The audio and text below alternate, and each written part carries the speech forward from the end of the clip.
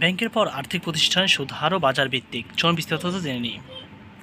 ব্যাংকের পর এবার ব্যাংক বহির্ভূত আর্থিক প্রতিষ্ঠানে এনবিএফআই ঋণ ও আমানতের সুদ হার বাজারের উপর ছেড়ে দিল বাংলাদেশ ব্যাংক। ফলে এখন থেকে এনবিএফআইগুলো তাদের নিজ নিজ প্রতিষ্ঠানের ঋণ, লিজ বা বিনিয়োগের সুদ হার নির্ধারণ করতে পারবে। একইভাবে পারবে আমানতের সুদ হার নির্ধারণ করতে। এতদিন এ খাতের প্রতিষ্ঠানগুলোর ঋণের সুদ হার নির্ধারণ হতো 6 month moving average rate of treasury bill বা স্মার্ট পদ্ধতি অনুযায়ী। গতকাল রোববার বাংলাদেশ ব্যাংকের আর্থিক প্রতিষ্ঠান ও বাজার বিভাগ এক সার্কুলার জারির মাধ্যমে এনবিএফআইগুলোতে বাজারভিত্তিক সুদ হার নির্ধারণের নির্দেশনা দিয়েছে। 2023 সালের জুন মাস থেকে স্মার্ট পদ্ধতিতে অনুযায়ী ব্যাংক ও এনবিএফআই উভয় খাতের প্রতিষ্ঠান ঋণের সুদ হার নির্ধারণ করে আসছিল। উল্লেখ্য, চলতি বছরের 9 মে থেকে ব্যাংক ঋণের সুদ হার নির্ধারণের ক্ষেত্রে স্মার্ট পদ্ধতি অনুসরণ করার নির্দেশনা তুলে নেয় বাংলাদেশ ব্যাংক। এরপর থেকে ব্যাংকগুলো নিজেরাই ঋণের সুদ হার নির্ধারণ করতে শুরু করে। বর্তমান ব্যাংক খাতে ঋণের সুদ হার 16% আশেপাশে রয়েছে। সার্কুলার বলা হয়, আর্থিক প্রতিষ্ঠানগুলোর ঋণের খাতভিত্তিক সুদ হার ও আমানত সুদ হার তাদের ওয়েবসাইটে প্রকাশ করবে। ঝুঁকি বিবেচনায় গ্রাহকভেদে নির্ধারিত সীমানার মধ্যে সুদ বা মুনাফার হারে 1% পর্যন্ত তারতম্য করা যাবে।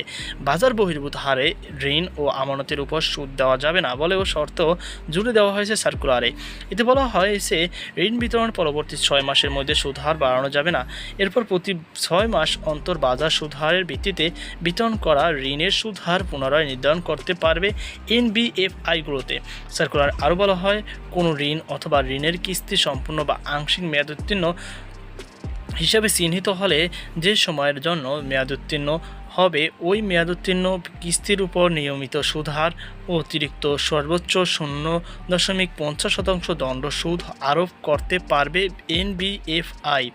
এনবিএফআইগুলোতে ঘোষিত সুদ হারের অতিরিক্ত কোনো সার্ভিস চার্জ আরোপ করা বা আদায় না করার নির্দেশনা দিয়েছে বাংলাদেশ ব্যাংক। তবে দণ্ড সুদ আরোপের ক্ষেত্রে গ্রাহক ভিত্তি পরিচালকের পরিষদের অনুমোদন গ্রহণ করতে হবে।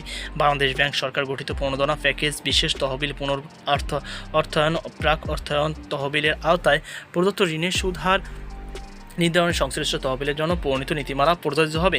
ইসলামী শরিয়ত ভিত্তিক পরিচালিত ফাইন্যান্স কোম্পানিগুলো তাদের দেওয়া বিনিয়োগের ক্ষেত্রে উল্লেখযোগ্য নির্দেশনা অনুসরণ করে মুনাফা নির্ধারণ প্রয়োজনীয় ব্যবস্থা গ্রহণ করবে। সংশ্লিষ্ট মাসের 7 তারিখের মধ্যে ওই মাসের ঘোষিত সুদ হার বিবরণীর রেশনালাইজড ইনপুটি টেমপ্লেট ব্যবহার করে ওয়েব পোর্টাল আপলোড করার বিষয়টি চলমান থাকবে বলে নির্দেশনায় বলা হয়েছে।